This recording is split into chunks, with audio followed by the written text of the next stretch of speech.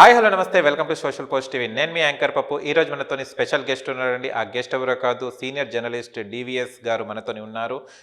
AP రాజకీయాల గురించి సార్తోని మాట్లాడి తెలుసుకోవడానికి ప్రయత్నిద్దాం. నమస్తే సార్. నమస్తే. ఎలా ఉన్నారు సార్? Fine fine.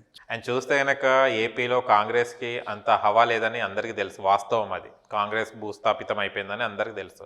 కానీ ఇప్పుడు షర్మిల గారి వల్ల ఆమె రాజకీయ భవిష్యత్తు ఎలా ఉండబోతుంది, ఆ పార్టీకి తనకి?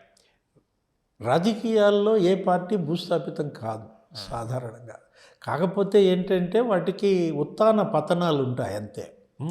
2 ఎంపీలు ఉన్నటువంటి బీజేపీ 303 ఎంపీలతో ఇవాళ 10 ఏళ్ళు ఏకఛత్రాధిపత్యంగా దేశాన్ని పాలిస్తుందని ఎవరన్నా అనుకున్నారా?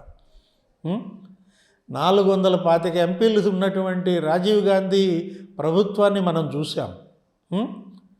45 ఎంపీలు ఉన్నటువంటి రాహుల్ గాంధీ కాంగ్రెస్ పార్టీని కూడా చూస్తున్నాం. 45 ఎంపీలతో ఉన్న రాహుల్ మళ్ళా 450 ఎంపీలతో ఉన్న రాజీవ్ కూడా కాగలడు. దానికి కావాల్సింది సహనం, ఓపిక, పట్టుదల. అదే ప్రజల్లో ఉండాల.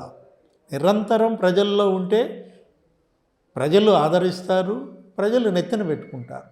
అంతే తప్ప ఇవాళుండి రేపొద్దున వెళ్ళిపోతాం మళ్ళా ఎప్పుడో వస్తామంటే ఆదరించరు, మెప్పించరు. కాంగ్రెస్ పార్టీ 2%కి ఇవాళ పరిమితమైనా కూడా ఇవాళ సమర్థమైనటువంటి నాయకులు కనుక దాన్ని భుజాన వేసుకుంటే మళ్ళా ఎవరైతే దూరం అయ్యారో వాళ్ళందరినీ కనుక మళ్ళీ కలగలుపుకుంటే ఇవాళ ఏంటి, బాధితులంతా ఒక చోటకు చేరతారు.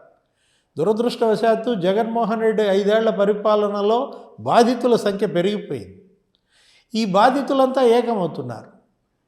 ఏకమైన బాధితులు తప్పనిసరిగా వాళ్ళ బాధితుడు ఎవరైతే వాళ్ళని బాధించాడో వాళ్ళపైన పైచేయి సాధిస్తారు.